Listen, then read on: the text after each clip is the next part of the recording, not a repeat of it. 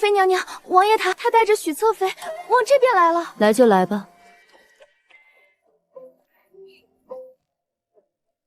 王爷，姐姐在那里，我们要过去吗？不必管她。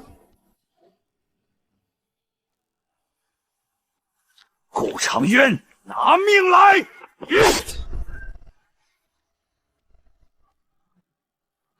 燕青堂，打！10年，够了。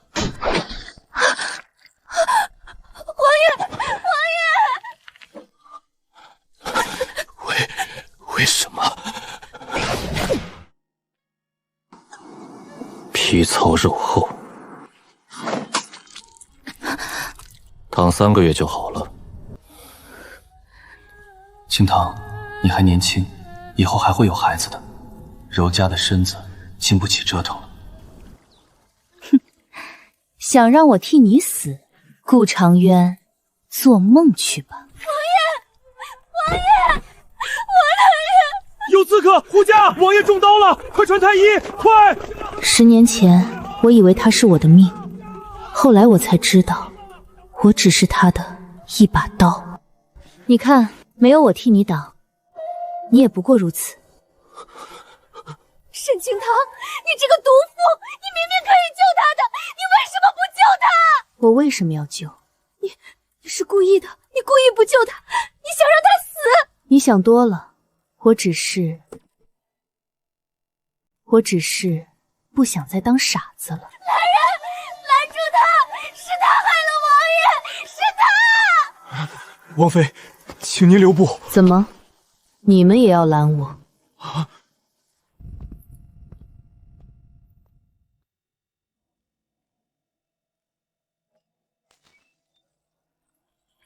沈清堂，你好大的胆子！哀家当初真是瞎了眼，才会同意渊儿娶你这么一个蛇蝎心肠的毒妇。王爷遇刺，你作为王妃，非但不护驾，反而见死不救。太后娘娘，您别怪姐姐，都怪臣女。若不是为了保护臣女，王爷也不会。姐姐当时许是吓傻了，才没来得及反应。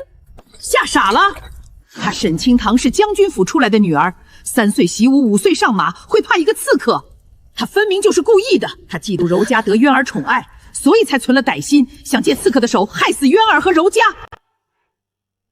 母后，刺客的目标是王爷，不是我。无论我动或者不动，那把刀都会刺向他。我的命是命，王爷的命也是命。我没有义务用我的命去换他的命。你竟敢跟哀家说这种话！好一个没有义务！沈清堂，你嫁给了渊儿，你的命就是他的，你的荣辱，你的生死，全都记在他身上。他活，你才能活；他死，你就得陪葬。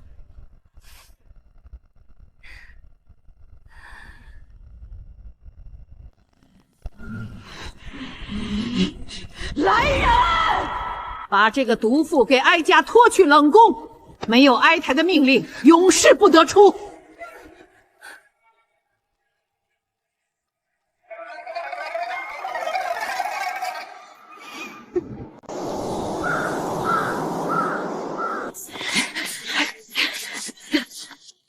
我也是爹娘捧在手心里长大的女儿，我的心也曾是热的，可现在她早就在她一次次的理所当然、一次的偏爱中冷透了，冻僵了。青堂，你真勇敢。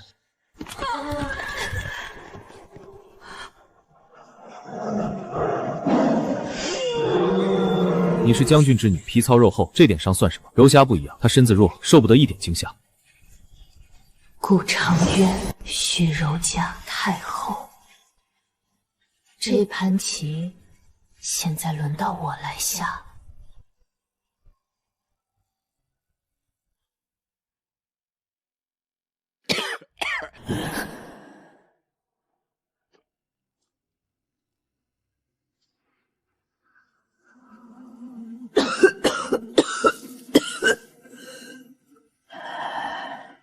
你是沈家的丫头。您是沈啸天的女儿果然有几分他的风格，只可惜这份风骨用错了地方。能被关进这地方还一脸不甘与恨意的，想必是为了那个叫顾长渊的小子吧？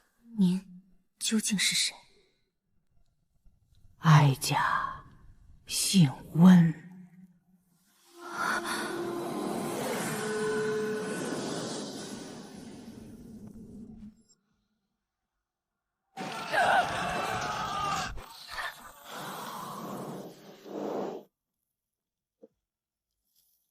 看来你想到了，没错，我就是那个斗败了的、该死没死成的老妖婆。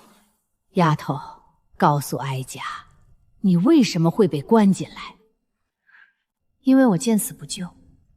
顾长渊遇刺，我没有像从前一样替他挡刀。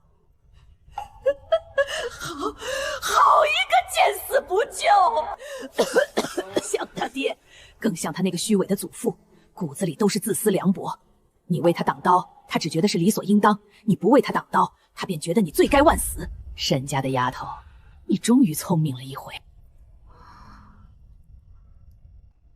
聪明又有什么用？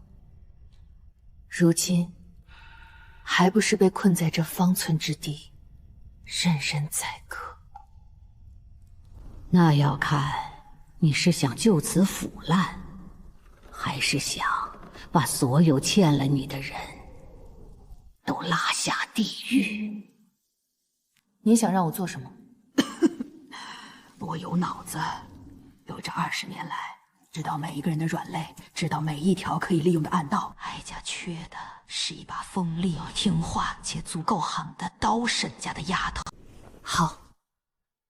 温然顾祖母，从今天起，沈清堂便是您手中最锋利的刀，刀锋所指，无所不逆，刀尖饮血，不死不休。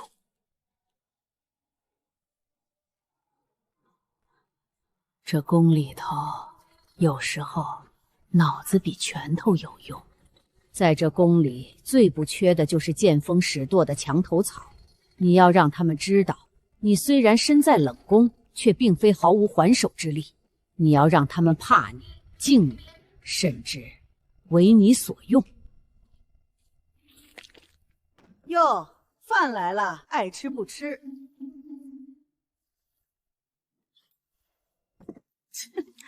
这冷宫的伙食，王妃娘娘怕是吃不惯吧？要拿捏一个人，就要找到他的命门。这个李嬷嬷唯一的儿子在宫外是个赌鬼，欠了一屁股的债。他这点阅历根本不够填那个无底洞。真是上辈子造的孽，天天伺候你这尊瘟神。哟，前王妃娘娘，今儿的饭菜还合胃口吗？这可是老婆子我特意为您留的呢，香着呢。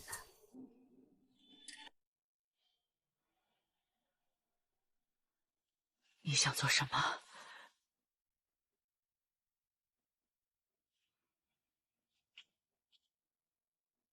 李嬷嬷，这只簪子够还你儿子的赌债了吧？你胡说什么？我有没有胡说，嬷嬷心里清楚。这只簪子是给你的见面礼，从今往后，你我井水不犯河水。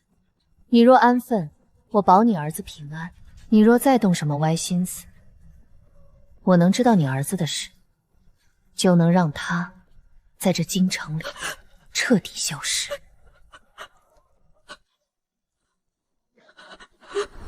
娘娘说的是，都是老婆子我有眼不识泰山。您放心，从今往后，您的饮食起居，老婆子一定给您安排的妥妥帖帖。不错，孺子可教。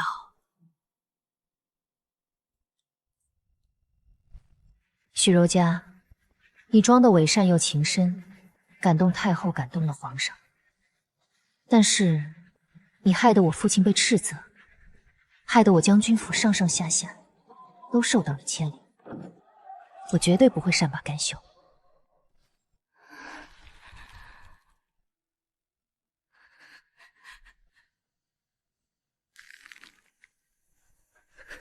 愤怒是最好的燃料，但光有愤怒，烧死的只会是自己。你要学会将这股火烧向你的敌人。顾祖母，我们该怎么做？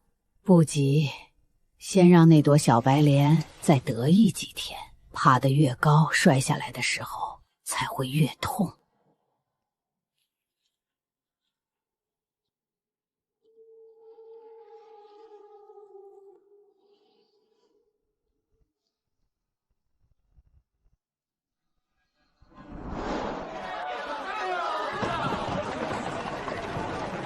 话说那靖王妃心肠毒如蛇蝎，最毒妇人心啊！可怜了那许侧妃，有情有义，却受尽委屈。那许侧妃真是菩萨心肠啊！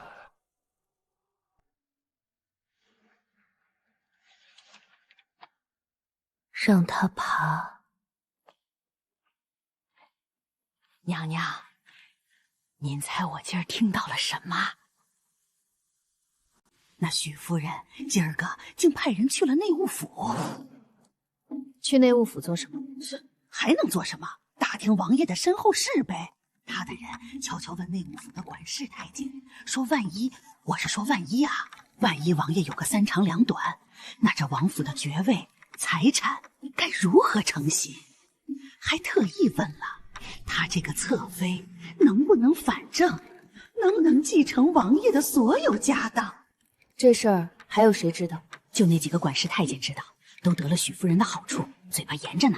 也就是我跟其中一个小太监有点交情，他才偷偷告诉我的。很好，李嬷嬷，这件事你做得很好，这是赏你的。你再帮我做一件事。娘娘，这事儿要是被太后知道了，可是掉脑袋的罪过。放心，天塌下来有我顶着，你只需要把话传到该传的人耳朵里就行。记住，要装作不经意，要让别人觉得是他们自己听到的，而不是你刻意说的。事成之后，我再给你这个数。娘娘您放心，老婆子我豁出去了，保证把事儿给您办得妥妥帖帖。丫头，你这一招釜底抽薪用得不错。对付许柔家那种伪善之人，最好的办法就是让他在最得意的地方摔个粉身碎骨。只是你把宝都压在了这个李嬷嬷身上，不怕她拿了好处却不办事吗？用人不疑，疑人不用。况且他是个聪明人，他知道比起许柔家的外强中干，我这个身在冷宫却能洞悉一切的人，更让他感到恐惧。比起许诺的富贵，恐惧才是驱使人心的最强的力量。沈啸天那个只懂打仗的莽夫，竟生出了你这么一个天生就该活在后宫的女儿，真是造化弄人啊！是啊，造化弄人。若不是被伤透了心，谁又愿意变成满腹算计的毒妇？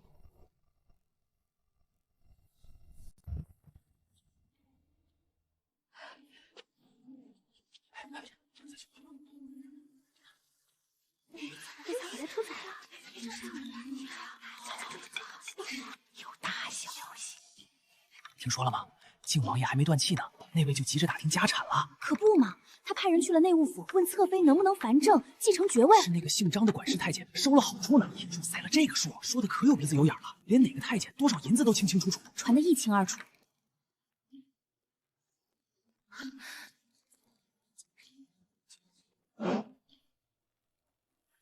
是哪个不长眼的东西，敢在背后编排柔家？给哀家查，查出来，乱棍打死！太后娘娘息怒，想必是有人嫉妒臣妾得了王爷的爱，得了您的怜惜，才故意造谣重伤。臣妾对王爷的心，日月可见，天地可表。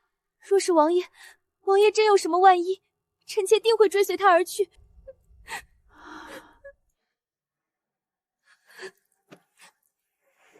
好孩子，是哀家不好，让你受委屈了。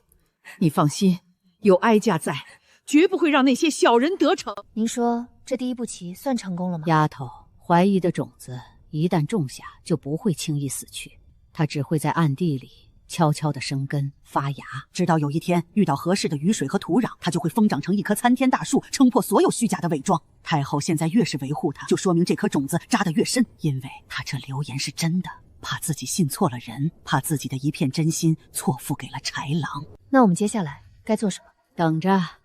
等着那朵小白莲自己把肥料和雨水都送上门来。一个人的本性是藏不住，他越是想证明自己清白，就越容易露出马脚。是啊，我等着看他如何亲手浇灌那颗足以让他致命的怀疑种子。我要在靖王府大设法坛。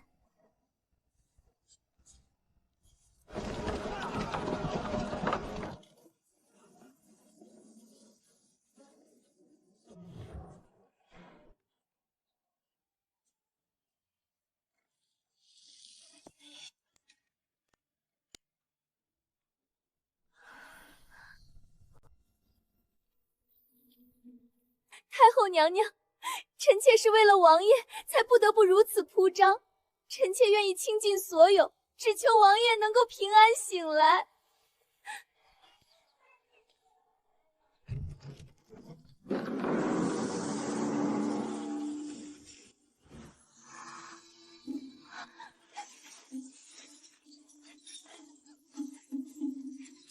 这只凤钗好看，戴上那对玉镯通透，这件东珠串成的披肩华贵。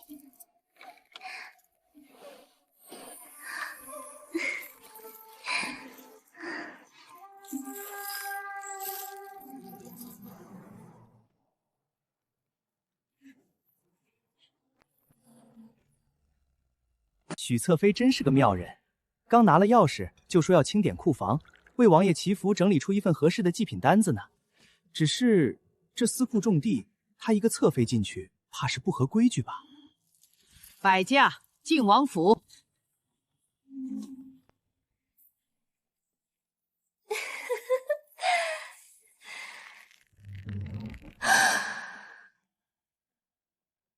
许柔家想穿吗？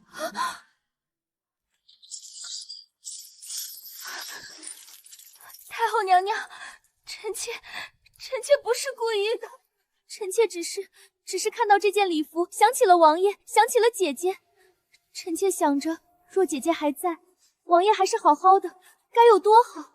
臣妾一时糊涂，才会鬼迷心窍，穿上了这件衣服。够了，哀家累了，不想听你这些废话。即日起，没有哀家的允许，你不准再踏出你的院子半步。王府的事务，哀家会派人接管，你好自为之吧。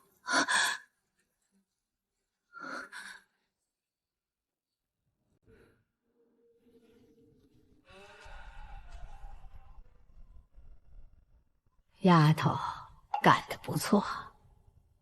还没结束，接下来太后必然会对许柔家严加看管，她想再见到顾长渊就难了，这就给了我们最好的机会。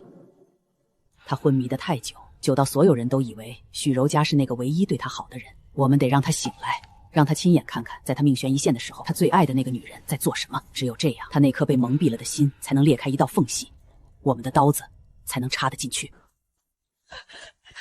娘娘，不好了！靖王爷他醒了。醒了？怎么会这么巧？就在刚才，太医刚刚确认的。现在太后和皇上都赶去靖王府了。是谁？在这个最关键的时刻？丫头，看来这盘棋比我们想象的还要复杂。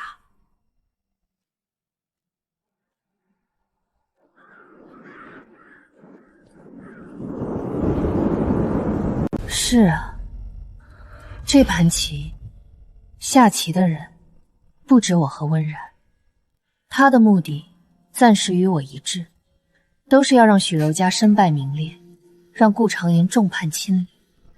可敌人的敌人未必是朋友，不管他是谁，他的出现打乱了我们的节奏，但也给了我们一个机会。丫头，你说的没错，既然棋局已经乱了，那我们索性就让它变得更乱一些。现在太后和皇上都在靖王府，许柔家被禁足，短时间内根本见不到顾长熙，这是他最大的弱势，却是我们最好的时机。你必须抢在他之前，把你想让顾长元知道的事情全都灌进他的耳朵里。可我被困在这里，我的人出不去。你忘了你哥哥沈凌虽然被撤了禁军统领的职，但他在宫里的人脉和眼线不可能一夜之间就被清除干净。你现在立刻马上让那个李嬷嬷去联系他，让他不惜一切代价去见顾长渊，去告诉他，在他昏迷的这段时间，他心爱的柔家妹妹都做了些什么好事。记住，不要添油加醋，只要陈述事实，事实往往比谎言更有杀伤力。李嬷嬷，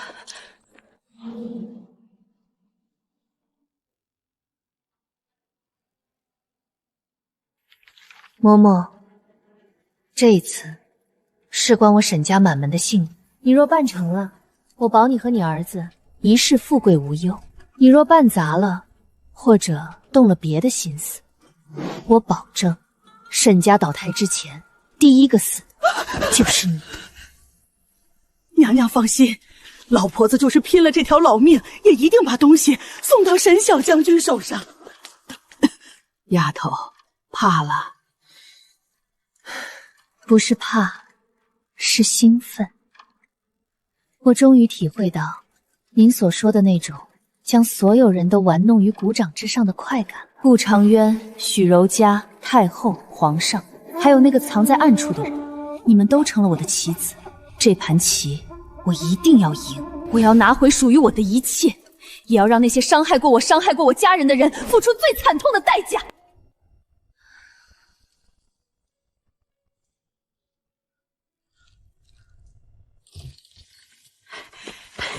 娘娘，成了！小将军他见到王爷了。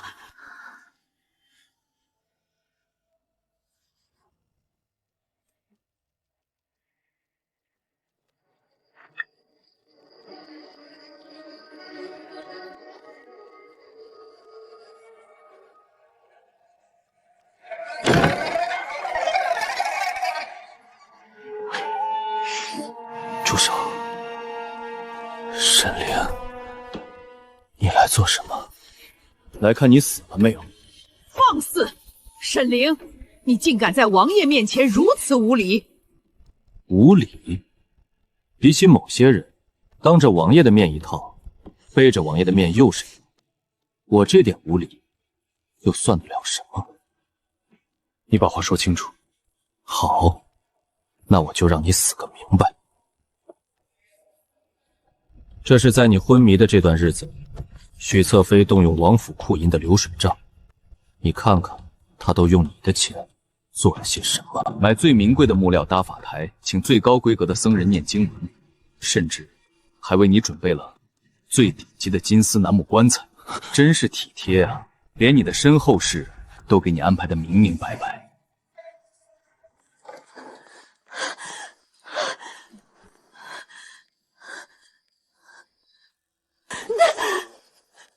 王爷，您终于醒了。您知道吗？柔家好担心您，柔家每天都在为您祈福。王爷，您为什么打我？打你？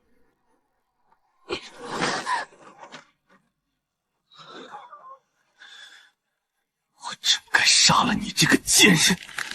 我还没死呢，你就这么迫不及待的想要给我办丧事了？我没有，王爷，您听我解释，是沈清叹，是那个毒妇在陷害我，他见死不救，害您重伤，如今又想挑拨我们之间的关系。王爷，您千万不要信他的话呀！闭嘴！皇上，这里乱得很，哀家先回宫了。这件事还是等渊儿身子好些再做定夺吧。滚！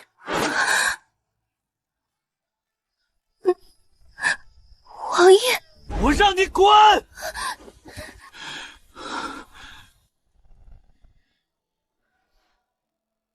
沈清堂呢？他在哪里？他在哪里？他在冷宫，在你下令，在你母亲的墨指下，被关进了那个不见天日的吃人的地方。顾长渊，你现在还关心他在哪，不觉得太可笑了吗？在你毫不犹豫的用自己的后背对着他去保护另一个女人的时候，在你心里，他沈清堂不就已经死了吗？一个死了的人，是生是死，是荣是辱，又与你何干？死了吗？是啊，从前的那个沈清堂早就死了，死在了那把刺向他后心的利刃前，死在了他那句理所当然的皮糙肉厚里，死在了那碗夺走他孩子性命的红花汤中。现在的我，只是一个顶着沈清堂名字的复仇的恶鬼。后来怎么样了？小将军说完那番话就走了。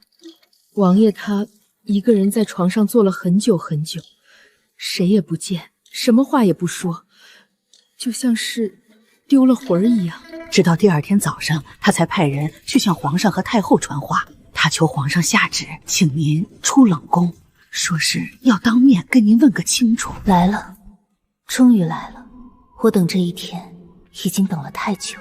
即日起赦免沈清堂出宫，钦此。丫头，你过来，记住，你这次出去不是去耀武扬威的，你是去卖惨的。你要让他看到你过得有多惨多委屈，你要让他因为对你的愧疚寝食难安，肝肠寸断。男人的爱靠不住，但男人的愧疚却是一把最好用的刀。用这把刀，你可以让他为你做任何事，包括让他亲手了结他最爱的那个女人。清堂，受教了。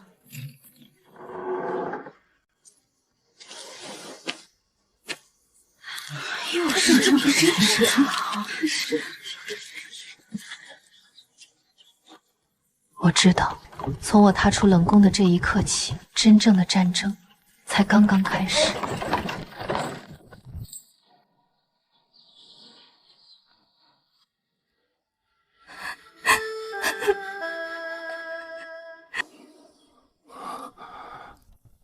沈清堂，王爷，您醒了，醒了就好。我还以为我这辈子就要在这冷宫里烂成一堆白骨了呢。沈清堂，你这是什么态度？是在怨怼皇上，怨怼哀家，还是在怨怼你的夫君？怨怼？不，只有恨，滔天的恨。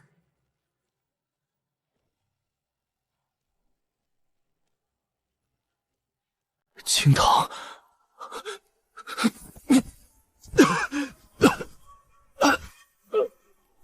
王爷，滚开！你起来！谁让你跪下的？给本王起来！晨曦沈清堂有罪，晨曦之罪，在于不该妄想，以10年痴心换1分真心。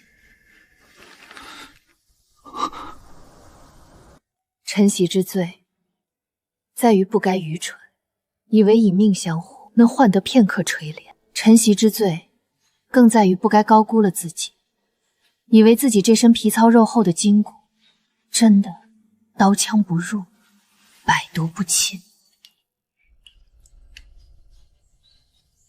够了！沈清堂，你给我住口！住口！王爷，您也会怕吗？您怕听见这些，是因为您心虚了。您午夜梦回的时候，会不会也曾想起那个在猎场上被您独自抛下，险些葬身狼腹的我？想起那株被您亲手取走送给旁人，我母亲留给我依的遗物？想起那个还未来得及成型就被您亲手端的一碗红花汤化为血水的我们的孩子！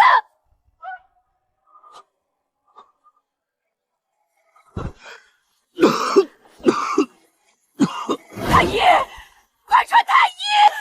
是我，都是我。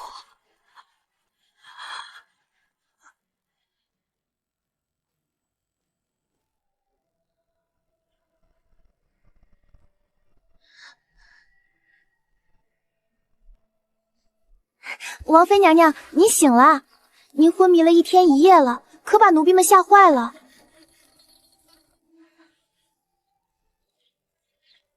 这里是回娘娘，这里是靖王府西侧的听雪轩，是皇上亲自下的旨意，让您在这里静养，任何人不得打扰。皇上还派了刘太医，每日为您请平安脉。任何人不得打扰。皇上这一手玩得真是漂亮，有劳刘太医了。王妃言重了，此乃微臣分内之事。王妃娘娘，您这身子亏空得太厉害了，气血两虚，心力交瘁，再加上陈年的寒毒未清，才会一病不起。敢问太医，我这身子还能有孕吗？娘娘，恕微臣直言，您当初伤了根本，此生恐怕子嗣艰难。我的孩子，我那个无辜的可怜的孩子。我明白了。这是你们是何人所派？回娘娘，奴婢名唤春和，她叫秋月，我们是内务府指派过来伺候娘娘的。内务府，那就是皇上的人了。起来吧，既是伺候我的，那就要守我的规矩。我的规矩很简单，只有2条。第一，不该看的别看，不该听的别听，不该说的更是一个字都不许多说。第二，对我要绝对忠心。你们若能做到，我保你们一世安稳；若做不到，奴婢遵命，誓死效忠娘娘。奴婢遵命，誓死效忠娘娘。王爷您不能进去，皇上有旨，任何人不得打扰王妃娘娘请养。滚开！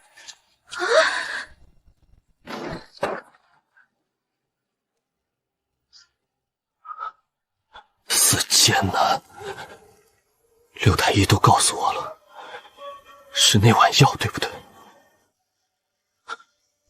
沈清谈，我们的孩子。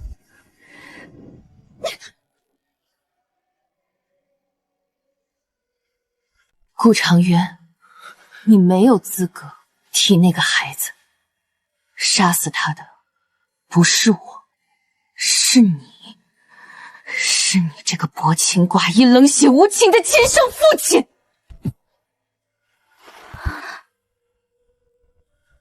是我杀了他，是我亲手杀死了我们的孩子。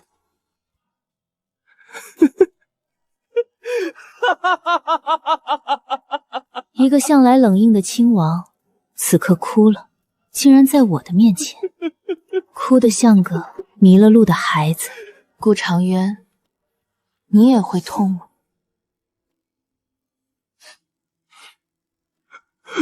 这点痛，又怎么比得上我当年失去孩子的1/1000绝望？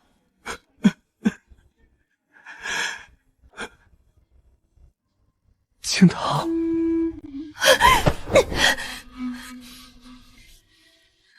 别碰我！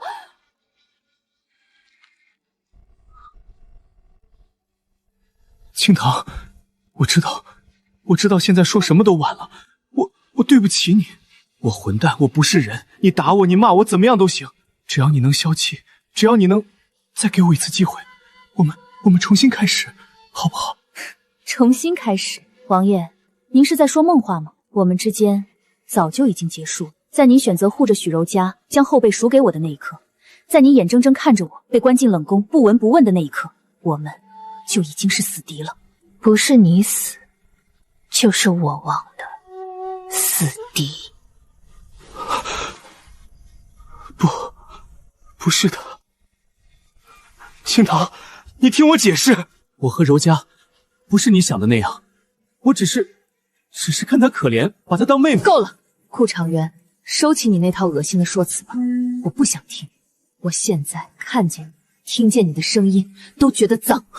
我只有一个要求，让许柔家从这座王府里滚出去。我这辈子都不想再看见他那张令人作呕的脸。你若能做到，或许我还能让你死得痛快一点。你若做不到，这宗王爷的义气互相折磨，直到我们中的一个彻底化为白骨。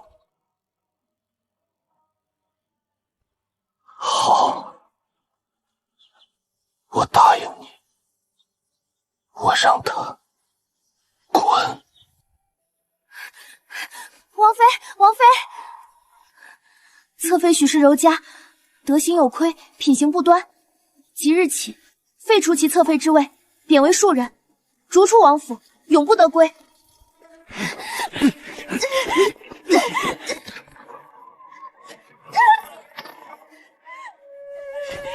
清堂，你这个毒妇，我不会放过你的，我做鬼都不会放过你的。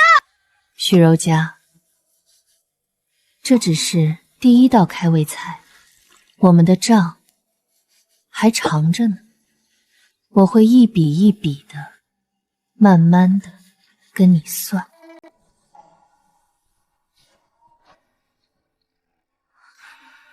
娘娘，王爷他伤口还没好，这么站下去，身子会受不住的。要不，奴婢去送把伞。不必，他想站，就让他站；他想死，就让他死，与我何干？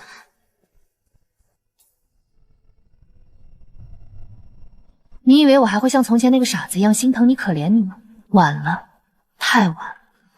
我沈清堂的心早就死了，被你们亲手一刀一刀的凌迟处死，心已死，再无波澜。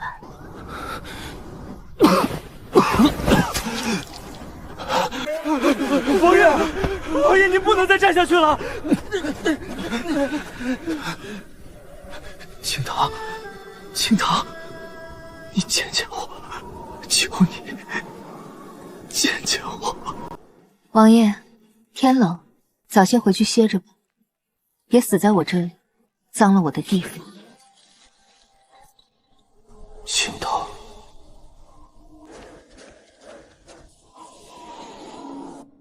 姑祖母，您看到了吗？您教我的这把刀果然很好用。李嬷嬷一直都在，她是我和温然之间唯一的传声筒，她将我这里发生的一切都看在了眼里。很快，温然的指示就会通过她再次传回来。药材补品分给府里生病的下人，绸缎珠宝赏给平日里干活最辛苦的粗使丫头。记住，要让所有人都知道，这些东西是王爷送来赔罪礼，也是我沈清潭不稀罕的。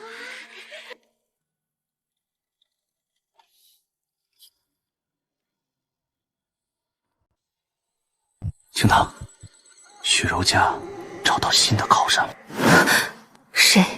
七皇子顾长泽。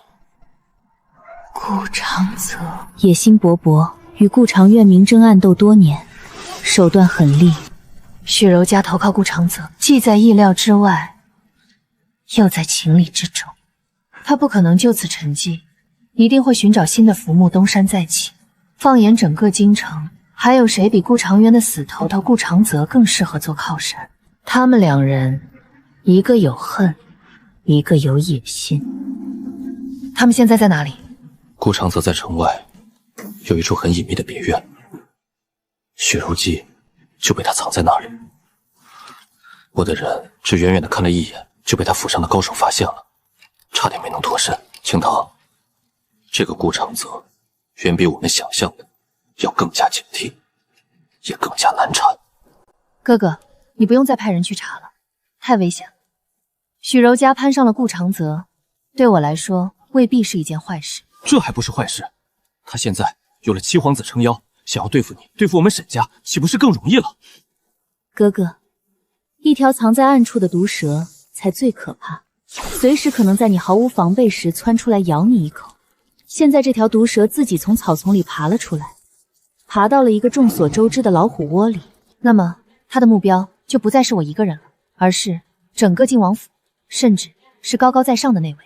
七皇子收留许柔家，这不仅仅是收留一个被驱逐的弃妃，这是在公然的向晋王、向太后，甚至向皇上挑衅。他在告诉所有人，顾长元不要的人他要，顾长元得罪的人他可以庇护。他这是在收买人心，也是在自掘坟墓，尤其还是用这种近乎羞辱皇室颜面的方式。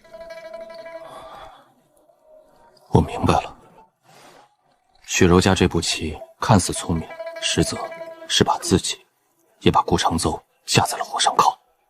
没错。所以，我们现在要做的不是去打草惊蛇，而是要添一把火。我们要怎么做？很简单，把消息捅出去。我要让全京城的人都知道，被晋王爷赶出家门的许侧妃，转头就进了七皇子的大门。我要让那些说书的、茶馆的，把他们的故事编成各种各样香艳又刺激的版本。我要让晋王和七皇子成为全京城百姓茶余饭后最大的笑柄。到那个时候，不用我出手，他们自己就会斗起来。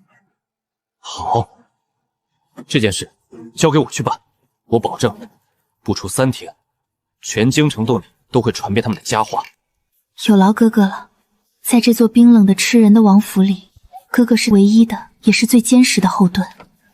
青藤，顾长渊那边你打算怎么办？你真的要在这听雪轩里待一辈子吗？一辈子？怎么可能？哥哥，你放心，这里困不住我，很快我就会堂堂正正的从这里走出去，去拿回本该属于我的一切。去告诉顾祖母，游戏要升级了，让他也帮我添一把火。圣旨到，王妃审视清堂，接旨。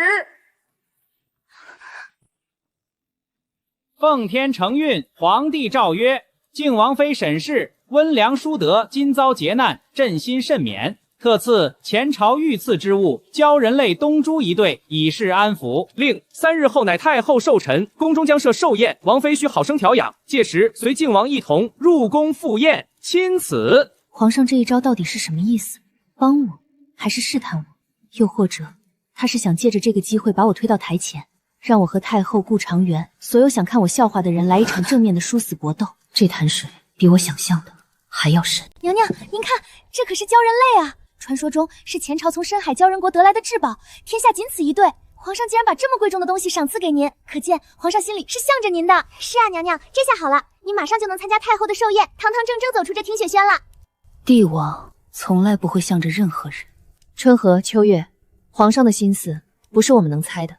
这几日你们什么都不要做，什么都不要说，守好这听雪轩的门，任何人来都一概不见，尤其是王爷。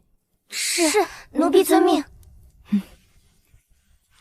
这不是普通宴会，这是走出冷宫后第一次在所有人面前正式亮相，也是与太后第一次正面的交锋。这一战只能赢，不能输。一旦输了，好不容易营造的这点优势就会瞬间荡而无存，甚至会比在冷宫里死得更惨。林嬷嬷，把这个交给姑祖母，我需要她的智慧，需要她这个斗了一辈子的人来指路。是。王妃，势敌已弱，借力打力。势敌已弱，是要我继续扮演身心俱疲、受尽委屈的受害者。可借力打力，我要借谁的力？父亲因为我见死不救的罪名，被皇上夺了半数兵权，勒令在家闭门思过，至今仍未解禁。他是这场风波里除了我之外最大的受害者，也是最有分量的一颗棋子。来人，去书房，笔墨伺候。我要写一封写给我父亲的信，不，准确来说，是写给我父亲看的一封遗书。青藤，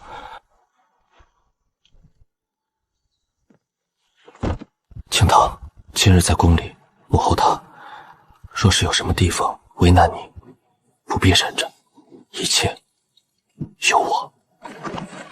一切有你，顾长渊。你忘了从前那10年你是如何让我忍的吗？现在说这些还有什么意义？我知道，我的战场到了。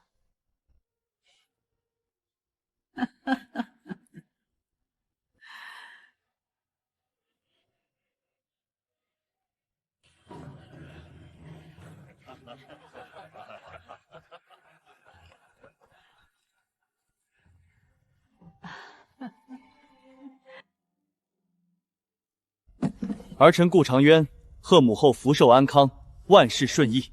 好，好，好，渊儿有心了。靖王妃呢？你又为哀家准备了什么贺礼？回母后，臣妾自知罪孽深重，不敢以污秽之物玷污了您的寿宴。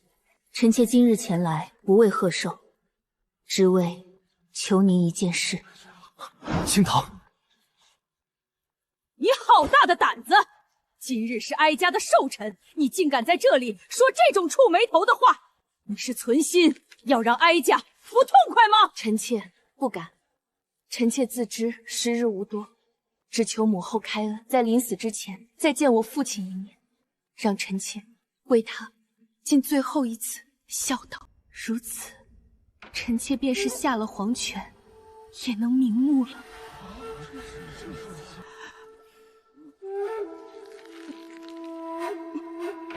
放肆！你这毒妇，是嫌自己命长，在这里咒哀家吗？把他拖下去，重重的打！母后，今日是您的寿辰，何必为了这点小事动这么大的肝火？晋王妃，你先起来，告诉朕，到底是受了什么天大的委屈，竟让朕的弟媳大招朝的王妃说出这样生不如死的话来？皇上，臣妾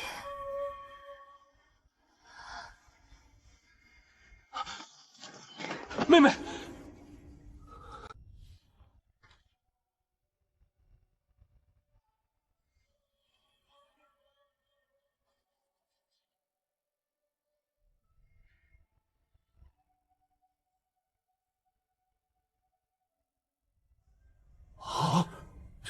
来看看血书。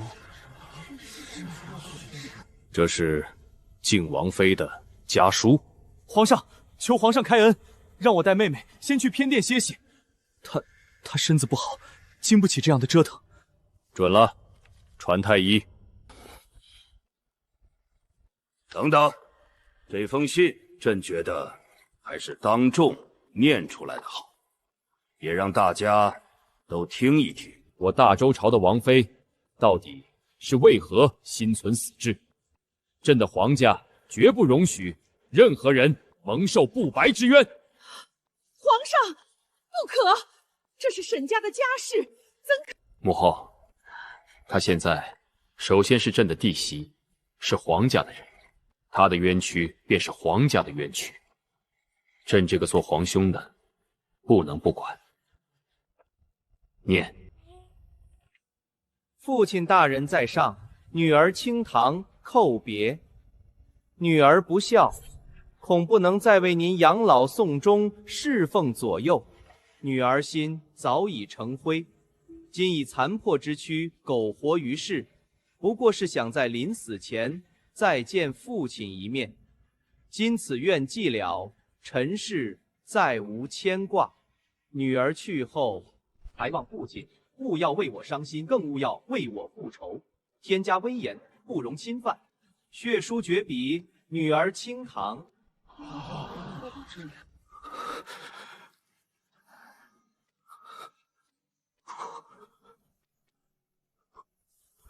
不是的。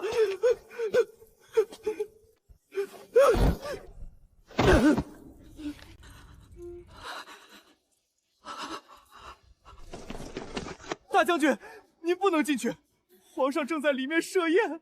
滚开！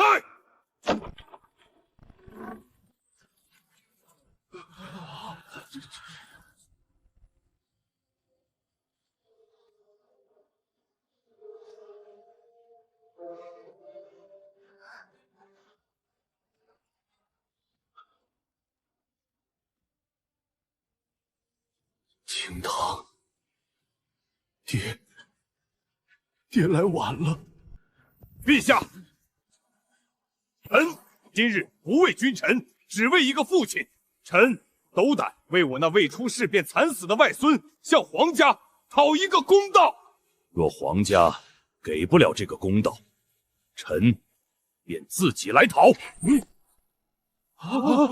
你放肆！拿下！够了，都给朕住手！沈将军，你放心，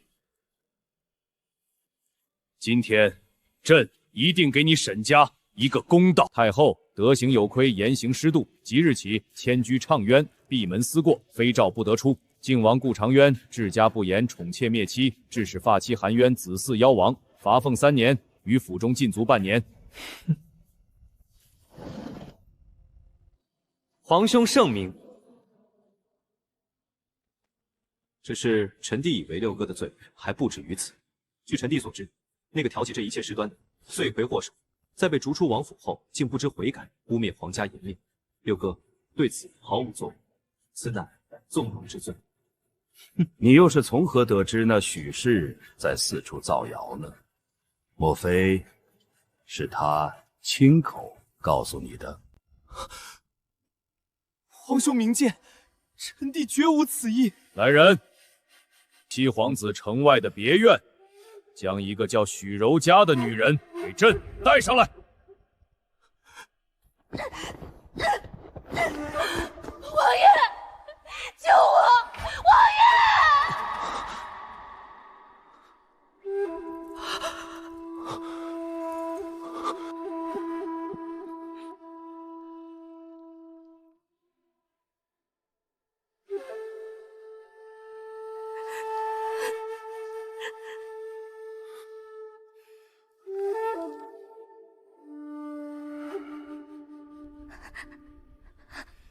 许柔嘉，你的死期到了。大胆妖妇，见到朕为何不跪？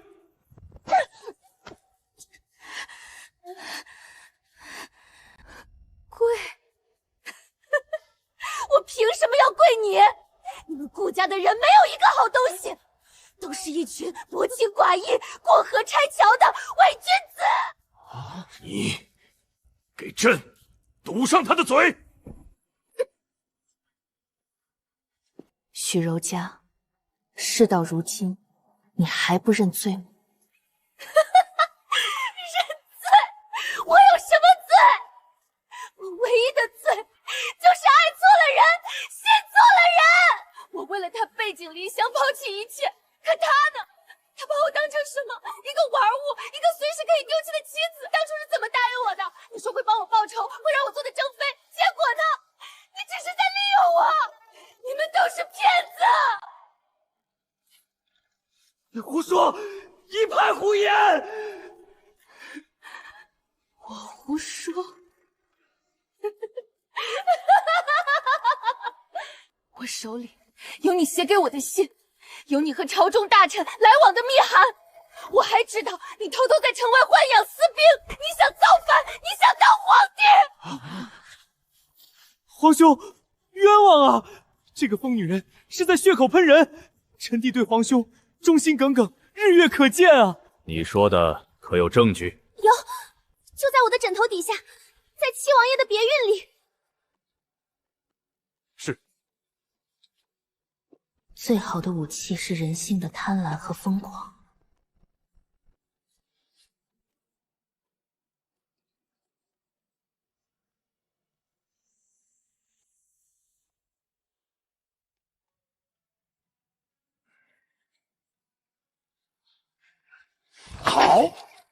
好一个忠心耿耿，这就是你的忠心。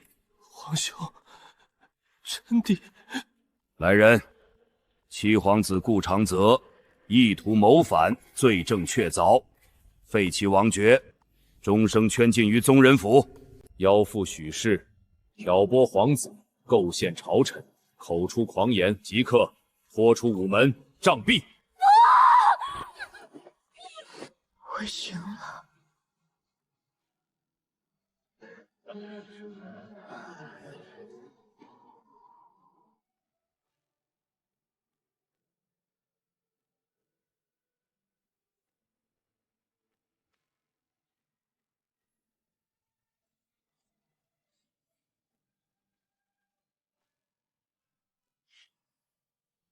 奉天承运，皇帝诏曰：沈啸天忠勇可嘉，着恢复其镇国大将军兵权。其子沈灵着升禁军统领，奇珍异宝无数。沈清堂绘制兰心，朕甚嘉之。若有所求，朕必允之。愿归故里，永不回京。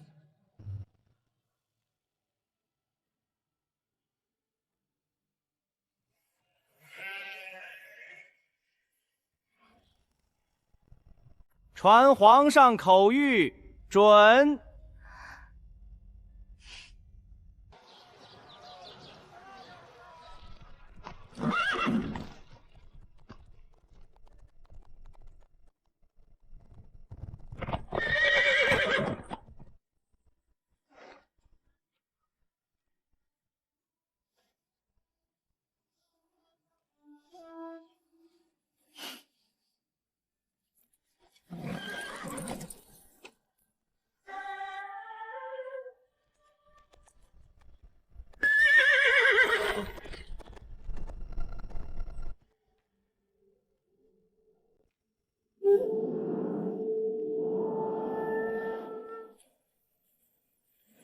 这就是我沈家世代守护的北境，怎会破败至此？你嫁给顾长渊这10年，北京的饷金被克扣了70%。陛下说国库吃紧，却年年给太后修园子。所以父亲被夺兵权，不是因为我的罪名，而是因为为父上折子，参了户部尚书一本，那一本捅了马蜂窝。3天了，3天没放粥了。你是沈家的大小姐？是我，大娘还有城中粮仓呢。都被京城来的钦差老爷搬空了，说是敌军饷。爹，哥哥，看来这归隐是归不成了。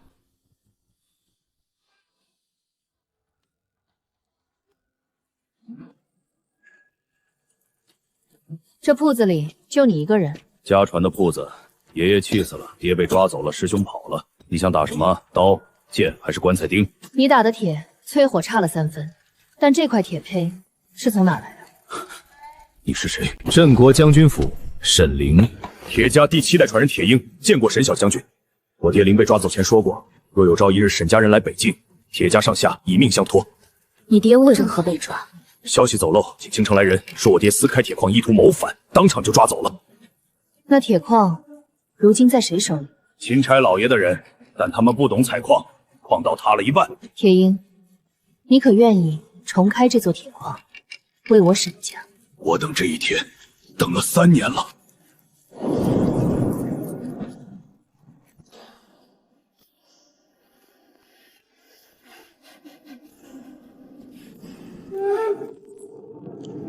娘娘，你听，这一片全是上等的玄矿石，用它打出来的刀，能一刀劈开晶莹的制式甲。储量有多少？够打3万套甲胄，2万把战刀。而且，再往里走300步，还有一座天然溶洞，能藏2000人。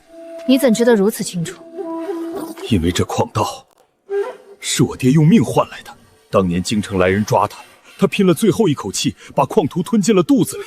我用了3年，才靠着记忆重新探明每一条矿道。铁鹰，从今天起，这座矿由你来管，要人给人，要钱给钱。我只问你一句，娘娘请说。3个月，3万套甲，2万把刀，能做到吗？能，但需要瞒过京城那边的眼线。你以为我为何挑在深夜来看这座矿？来人，这3个是经理派来看守矿道的，矿上的事，他们一个字都没往外面传过。沈小姐饶命，我们只是奉命行事。奉谁的命？是户部侍郎刘大人。哥哥，带下去，问清楚京城在北京安插了多少人，一个都别漏。你在京城斗赢了太后，赢了顾长渊，但真正的敌人从来不在后宫。这是北京30万将士10年来的伤亡名字，这里面有7万人不是死在战场上。什么意思？7万将士死在自己的军帐里，毒杀暗害，克扣军粮，饿死寒衣不足，冻死，因为他们是老子的兵，因为他们只听沈家的号令，不听京城那帮文官的，所以他们就得死。皇帝知不知道？你说呢？没有他的默许，谁敢在北京驻军里杀7万人？爹，这些年，您忍了，不忍，沈家满门早就没了。现在不用忍了。爹，您在北京旧部还能召回来多少人？明面上被裁欠的不下5万，暗地里只要我一声令下，最少20万，够吗？你真要做？他杀了我7万族人，用我沈家世代守住的边关，养他自己金碧辉煌的京城。这江山，他坐不稳了，我沈清堂替他做。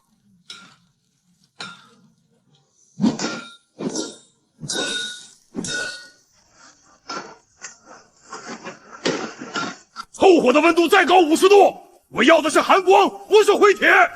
产量翻倍了。娘娘给的银子到位了，我从周围的村里又招了30多个青壮，但有个问题。说。打铁的人可以是从各村招来的，可穿上这甲，拿起这刀的兵，得是能打仗的。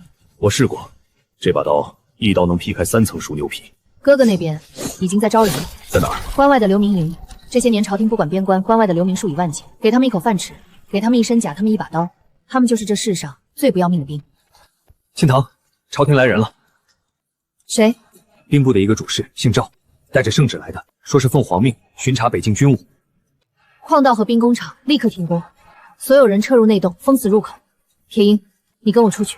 娘娘，那个赵主事是……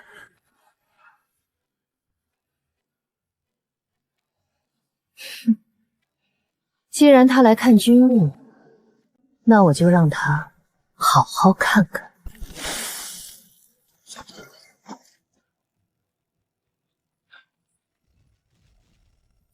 沈大小姐，哦不，该改口叫沈娘子了。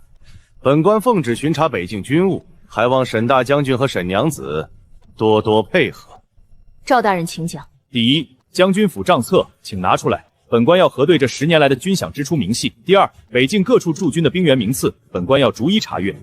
第三，本官奉旨收回将军府对北境驻军的指挥权，即日起，北境军事由兵部直管。赵大人，你刚才说奉旨？圣旨在此，沈娘子要不要自己看？收回指挥权，兵部直管。看来陛下终于等到这个机会了。沈娘子是聪明人，既已和离，回北境养老便是，何必再掺和这些军务上的事呢？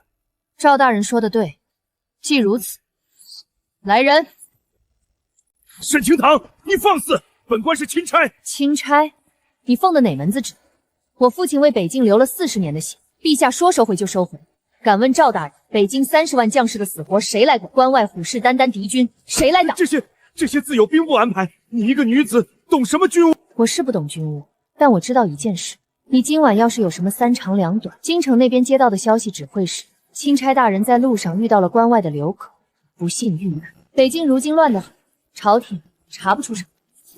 你们沈家想造反不成？赵大人说笑了，沈家世代忠良，怎么会造反呢？只是北境如今兵荒马乱，大人若想看官务，明日我亲自带你去。今晚大人不如好好睡一觉。来人，送赵大人去客房歇息。没有我的命令，赵大人和他的护卫谁都不许踏出房门一步。沈清堂，你快放开我！快放开我！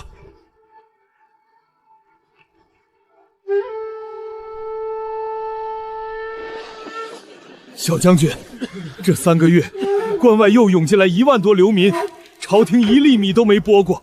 再这么下去，不是冻死，就是饿死。清堂，这些都是无家可归的人，关外连年战乱，他们的村子被烧光了，家人被杀光了。朝廷说他们是流寇，不收。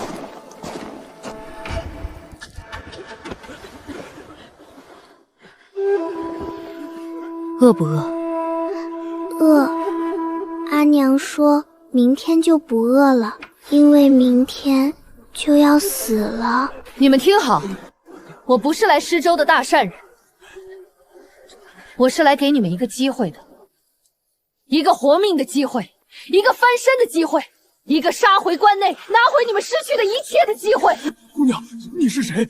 我们凭什么信你？我叫沈清堂，沈啸天是我爹。从今天起，愿意跟我一走的有衣穿，有兵器拿。半年后，我带你们打进关内，夺回你们的田地和家园。愿意的，但记住，朝廷们冻死已经抛弃了你们，他们连一块墓碑都不会给你们立。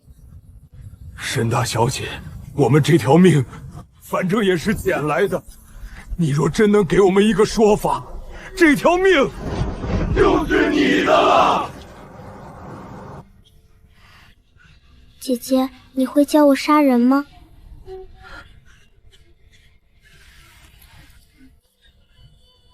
我会教你活下去。杀人是为了活下去。小将军，你这个妹妹比令尊更适合做将军。他不是要做将军，他是要做这天下的主。娘娘，末将在北境守了15年。15年前，我跟着老将军打退了关外的铁骑。那时候，朝廷送来的嘉奖是我满满30车美酒牛羊。5年前，军饷开始克扣。3年前，寒衣也不发。去年冬天，末将手底下一个营冻死了47个兵。朝廷的回复是：北境气候严寒，此乃天灾，非人力可抗。所以，你恨？恨有什么用？末将是兵，兵的天职是服从。这是我父亲整理了10年的账册，你看看。7万将士，不是死在战场上的，死在战场上的是12万，加起来19万。这19万人的血都流干了，而京城依旧歌舞升平。陛下修的园子，用的每一块砖，都是他们鼓雀烧成的。娘娘，末将跟你们干！娘娘，说句大不敬的话，以前末将跟着老将军守的是大周的江山。但从今天起，末将守的是你沈清堂的江山。萧将军，这第一晚，敬那死去的19万兄弟。敬兄他们不会白死，每一个欠下血债的人，我都会让他10倍偿还。北京的春天来得比任何地方都晚，但这一次，暴风雨终于要来了。第3批甲胄验收。玄铁冷锻甲单件重18斤，比经营的制式甲轻了整整10斤，防护力3倍。产量多少？甲胄已完工800套，战刀1200柄，按目前进度，2个月后翻倍。弓弩呢？弩机可以打，但箭矢，北京缺竹子，箭杆没法量产。娘娘，我们得想办法从外面运。不用竹子。不用竹子用什么？用北山的红柳枝。我小时候跟着父亲的兵在北山打猎，红柳做的箭杆韧性不比竹子差。红柳漫山遍野，要多少有多少。让萧寒派500人去砍，同时传令下去，北山方圆50里设为军事禁区，擅入者杀无赦。那赵主事那边？明天我会亲自送他上路。上路？娘娘要杀他？不杀，但我要让他把这里的事原原本本的告诉陛下。娘娘，这不是自投罗网吗？铁鹰，你记住，造反这件事不怕敌人知道的早，就怕我们自己准备的慢。如今甲胄800，兵卒3000，朝廷就算知道了，调兵遣到来北境，至少需要2个月，而2个月后，我们已经不是3000人了。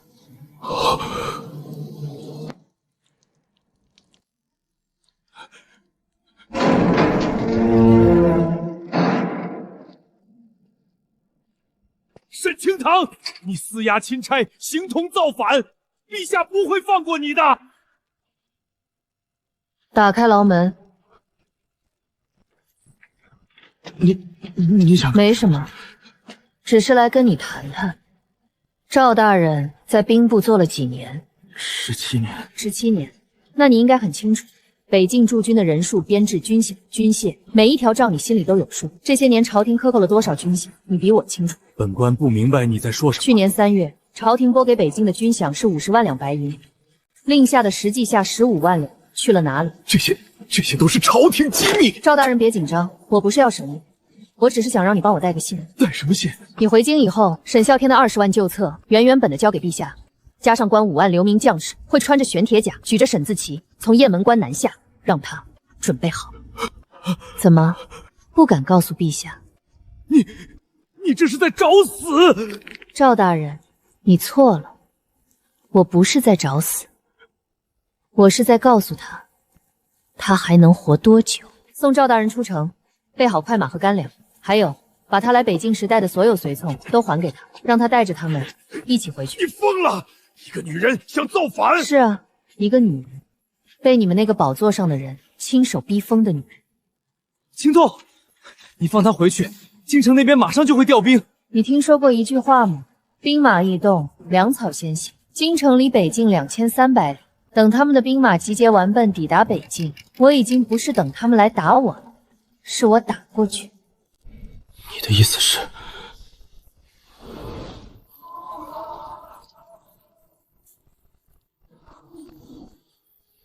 ？3天后发兵南下。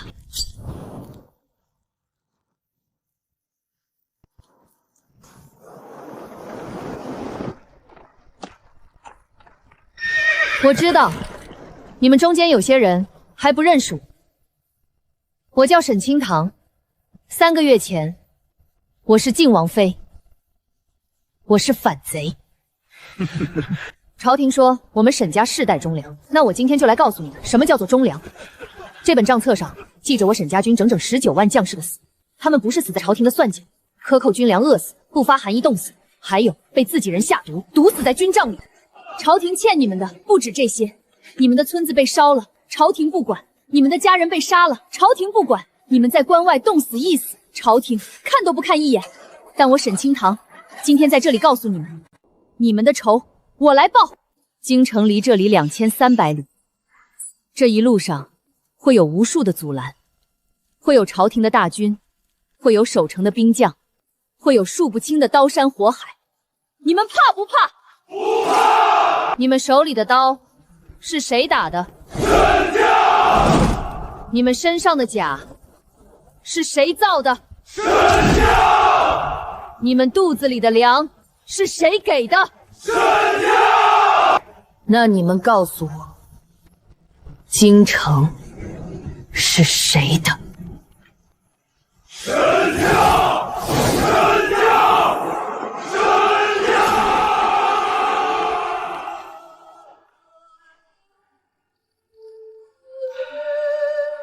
清长他娘，你看到了吗？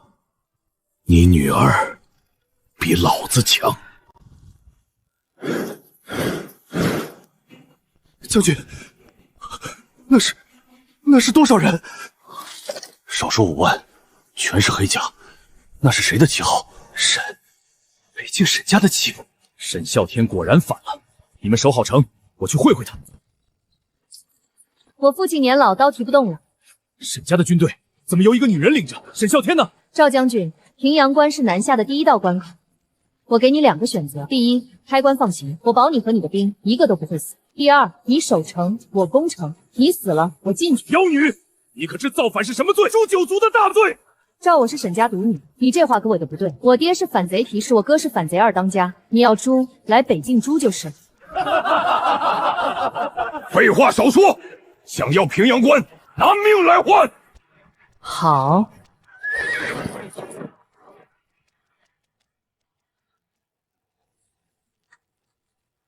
萧将军，城楼上的弓弩手我数过，320人，他们的弩箭有效射程不过150步，而我们在这个位置，距城楼是180步。娘娘怎么知道的？因为我来之前，已经派人在城楼下用步子量过。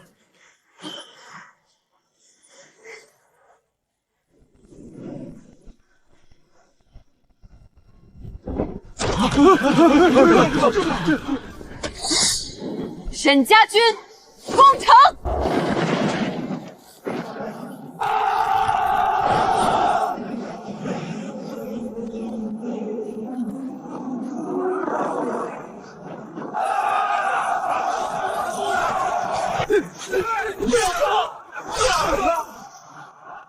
有人南下的路不是用城门来挡的，是用命。而我的命显然不够。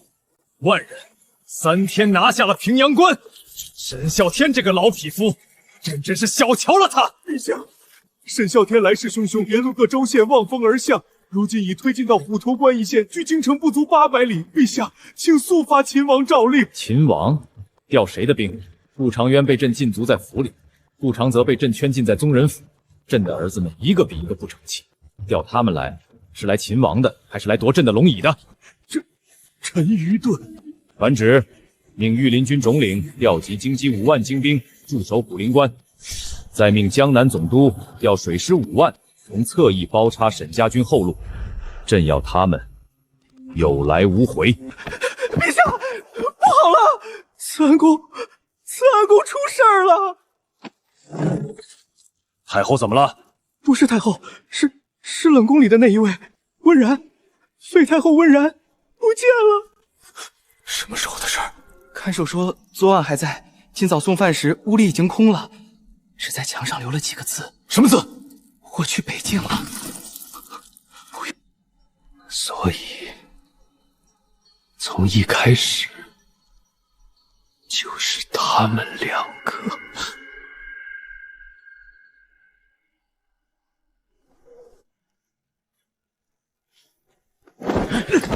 厅堂，外面来了一个人。谁？一个满头白发的老妇人。她说，她姓温。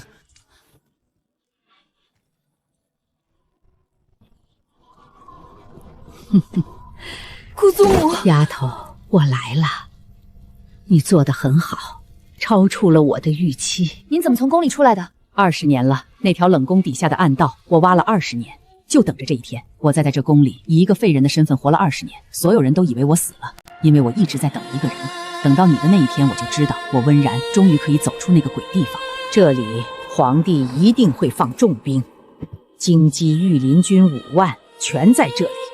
但这里苍云岭有一条小路，可以绕过虎牢关，直插京城西门。姑祖母怎么知道？因为20年前我本来也要造反的，这条路是我让人修的。这是一修我还没丘陵，我就败了。看似刘国深陷一文讲，先必有方城的地图、皇宫的地道、御林军的换防时间表。20年忘了，皇宫是我造的，它的每一块砖、每一条缝都在我脑子里。姑祖母，等拿下京城，您就回宫，回慈安宫。不，我的儿子早就死在了宫里，回那个地方不过是再看一遍噩梦。丫头，夺天下容易，做天下难。等你坐上那把椅子，你会知道，比造反更难的是做一个好皇帝。您不觉得一个女人做皇帝荒唐吗？荒唐！这天下被男人做了那么多年，早就烂透了。也许是该让一个女人来洗一洗了。这条路太险了，万一有埋伏。没有万一，这条路在地图上标了20年，知道它存在的人，除了姑祖母，都死绝了。娘娘，前面就是断崖，当年路没修完，还差最后30辆。我带了钩索，但最多一次过2个人，3000人，哪怕不眠不休，也要花3天3夜。不用钩索，砍树搭一座桥。娘娘，30丈的桥得砍多少棵树？而且连夜施工，动静太大。虎牢5官人对到攻虫器械看，让他们以为把所有兵力都集中到正面的城墙上去。娘娘的意思是，声东击西，正面佯攻，我们绕到虎离关背后。不是绕到虎离关背后，是绕到京城背后。虎离关的守军，让他们守着空城吧，我们直接去京城。等他们反应过来，京城已经易主了。西门守军不过3000，换防时间是卯时，还有半个时辰。卯时换防是20年前的规矩，看来皇帝连换防的时间都没改过。因为没人敢从这个方向来，他们都以为南面的虎兜关才是战场。清堂，父亲率主力大军已经在虎牢关与御林军正面交锋，战损不小，但已经拖住了他们的全部兵力。父亲拖住御林军，我们拿下京城。娘娘，撞城门的冲车已经准备好了，但西门的铁门有3层，不用冲车。那用什么？北山铁矿挖到最深处时发现的。这道西门，这是石油，而石油沾木即燃，沾铁不灭。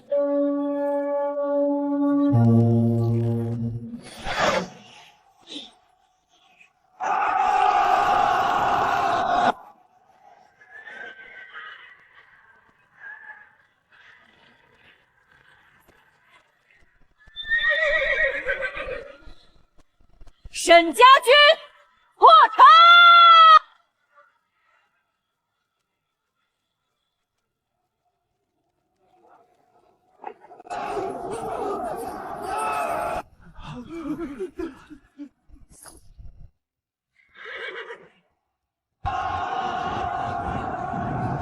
沈清谈，你沈家满门忠烈，4代人替我大周守边，如今你竟带着反贼杀入京城，你对得起你父亲的忠义吗？皇帝，你在说忠义的时候，不妨先告诉我，北境那7万个死在军帐里的将士是谁杀的？你克扣北境军饷，逼死我沈家19万族人，你默许户部贪墨粮饷，拿着他们的血汗钱修你的园子，你忌惮我父亲，地啖沈家军，所以你杀了他们的兵，撤我父亲的权，还要把我这个沈家女儿推进火坑里，让你弟弟折磨一辈子，这就是你的忠义，这就是你的天恩！你血口喷人！要证据是吗？全在这里，19万人的名字，每个人怎么死的，什么时候死的，一笔一笔记得清清楚楚。你敢不敢当着百官的面，把这本账册从头到尾读一遍？你不敢读，那我替你读。你听好。建安3年3月，北境寒衣不到，冻死士兵2143人。建安5年9月，钦差以犒军为名，在酒中下毒，毒死沈家军将领7人，士兵3600人。见天启。够了，射箭！陛下，地龙翻身了！地龙翻身了！石油生效了，城门打下的石基已经烧裂了，再过1炷香，正阳门的城墙就会坍塌。娘娘怎么知道城墙底下能烧？因为皇宫的地基是姑祖母告诉我的。正阳门以下3掌全是松木桩，松木最怕火。这座城是温然太后监造的，她造的城固若金汤。父皇错了，固若金汤的城，挡不住一个被囚了20年的女人。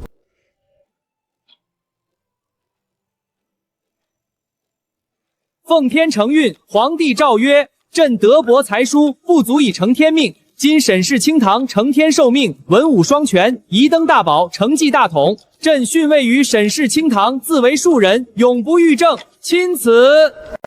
我知道你们很多人此刻跪在这里，并不是真心服我。你们认为一个女人不配坐这把椅子，没关系，我也不需要你们服我，我只需要你们知道。从今天起，克扣军饷的杀，贪墨粮饷的杀，欺压百姓的杀。你们中间有些人手里沾着我沈家军的血，现在站出来认罪，我可以只杀你1人。若让我查出来，诛3族。陛下，臣有罪，北境军饷贪墨，臣是主谋，求陛下开恩。晚了。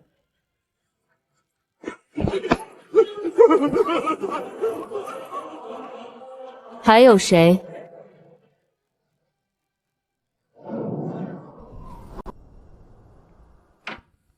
清堂，京城还有一堆折子等着你批呢，你怎么跑这儿来了？爹，你说他们能看到吗？能的。23万个人，23万双眼睛，都在天上看着你呢。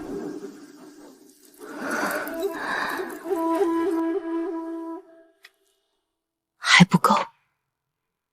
等我把这天下治好了，等没有人再饿死，再冻死，再无蒙冤而死，到那时候，我再来告诉你们。回京。急什么？店里那帮老臣，让他们等等也无妨。不是去见他们，是去见铁鹰。他新打了一批农具，我想看看北境的田什么时候能种上第1朝麦。